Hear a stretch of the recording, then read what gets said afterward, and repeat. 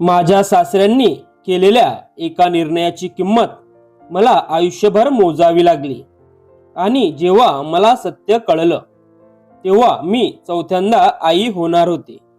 माझं नाव सायली. मी एका मध्यमवर्गीय कुटुंबातील मुलगी. माझं आणि अमोलचं अरेंज मॅरेज झालं होतं. लग्नानंतर मी खूप आनंदात होते. अमोल स्वभावाने चांगला होता. सासूबाई प्रेमळ होत्या. सासरे शांत आणि समजूतदार वाटायचे. सुरुवातीचे काही महिने अगदी स्वप्नासारखे गेले, पण हळूहळू काही गोष्टी विचित्र वाटू लागल्या. अमोल रात्री उशिरा घरी यायचा. कधी कधी 2-2 दिवस बाहेर असायचा. मी विचारलं की तो म्हणायचा बिझनेसचं काम आहे. मीही विश्वास ठेवायचे. एक दिवस मी कपाट आवरत होते तेव्हा मला एका जुन्या फाईलमध्ये काही कागद सापडले. त्यात हॉस्पिटलच्या रिपोर्ट्स होत्या. रिपोर्ट्स पाहून मी थक्क झाले, कारण त्यावर अमोलचं नाव होतं आणि डॉक्टरांनी स्पष्ट लिहिलं होतं, रुग्णाला नैसर्गिकरित्या मूल होण्याची शक्यता अत्यंत कमी आहे.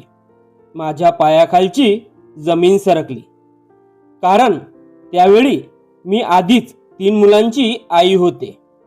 त्या रात्री मी अमोलला विचारलं. तो काही क्षण गप्प राहिला. मग म्हणाला, हे जुने रिपोर्ट आहेत. डॉक्टर चुकीचे असतील.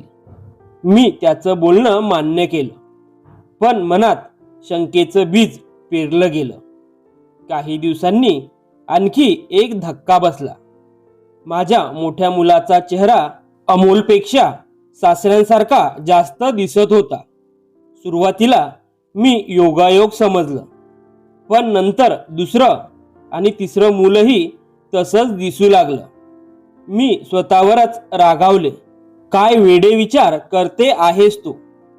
पण नियती काहीतरी वेगळंच दाखवणार होती. एक दिवस सासूबाई अचानक आजारी पडल्या. त्यांना हॉस्पिटलमध्ये दाखल करावं लागलं. घरात मी, अमोल आणि सासरे होतो. त्या रात्री मी पाणी प्यायला उठले तेव्हा मला हॉलमध्ये अमोल आणि सासऱ्यांचं बोलणं ऐकू आलं. सासरे म्हणत होते, हे रहस्य आता जास्त दिवस लपणार नाही. माझं हृदय धडधडू लागलं.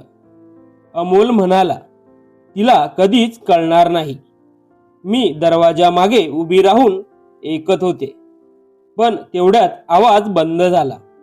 दुसऱ्या दिवशी मी जुन्या कागदपत्रांची तपासणी सुरू केली. सासऱ्यांच्या कपाटात मला एक डायरी सापडली.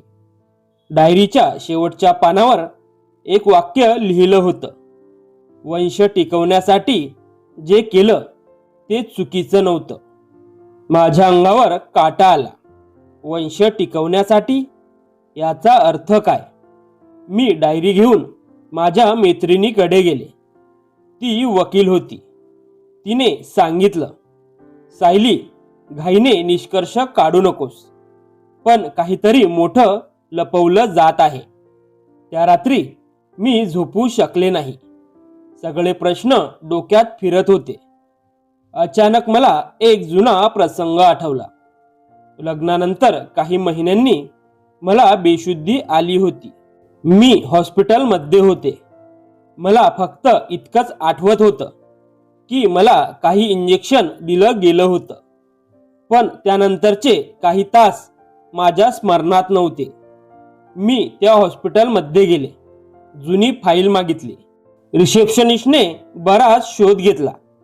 शेवटी एक फाईल मिळाली.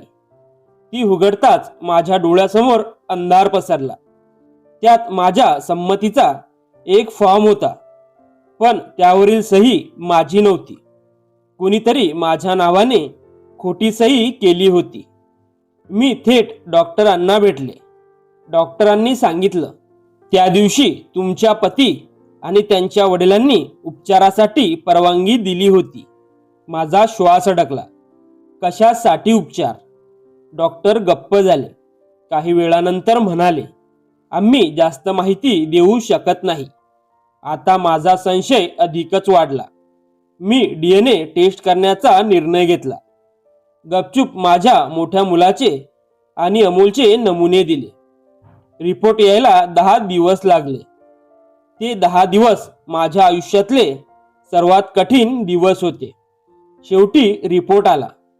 मी थरथरत्या हाताने लिफाफा उघडला. पहिली ओळ वाचली. अमोल हा जैविक पिता नाही. माझ्या डोळ्यात अश्रू आले. पण पुढची ओळ वाचून माझा जीवच गेला. निकट रक्तसंबंधातील दुसरी व्यक्ती जैविक पित्याच्या भूमिकेत असण्याची शक्यता. माझ्या डोक्यात एकच नाव चमकलं, सासरे.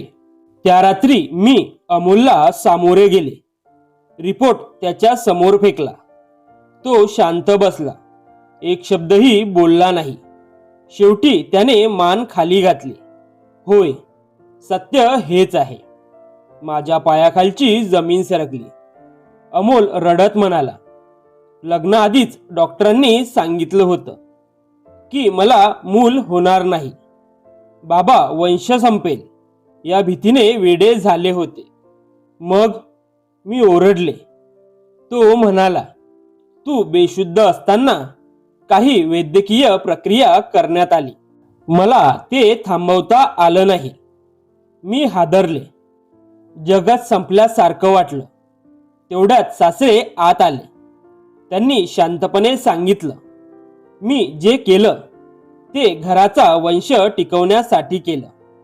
मी संतापाने थरथरत होते. वंशासाठी एखाद्या स्त्रीचा विश्वास तोडायचा? सासरे काही बोलू शकले नाहीत. मी दुसऱ्याच दिवशी घर सोडलं. कायदेशीर सल्ला घेतला. सर्व पुरावे जमा केले आणि स्वतःसाठी न्याय मागितला. कोर्टात अनेक महिने केस चालली. सत्य हळूहळू बाहेर येत गेलं. खोटे कागद, खोट्या सह्या आणि लपलेली माहिती समोर आली. ज्यांना वाटत होतं की पैसा आणि प्रतिष्ठा सर्व काही झाकून टाकतील, त्यांना त्यांच्या कृत्यांची किंमत मोजावी लागली. आज अनेक वर्षानंतर मी माझ्या मुलांसोबत स्वतंत्र आयुष्य जगते. मी त्यांना एकच गोष्ट शिकवते, नातं रक्ताने नाही तर विश्वासाने टिकतं. ज्या घरात विश्वास मरतो तिथे कोणताही वंश जिवंत राहत नाही. आणि ज्या स्त्रीला स्वतःची किंमत कळते तिला कोणतं संकट कायमचं हरवू शकत नाही. परंपरा, वंश आणि समाज यांच्यापेक्षा माणुसकी आणि संमती मोठी असते. विश्वास तुटला की कोणतंही नातं टिकत नाही. मित्र आणि मैत्रिणींनो, कथा आवडली असेल तर लाईक करा, कमेंट करा आणि शेअर करा. अशाच भन्नाट कथा पाहण्यासाठी मॉरल स्टोरीजला फॉलो आणि सबस्क्राईब करा. धन्यवाद.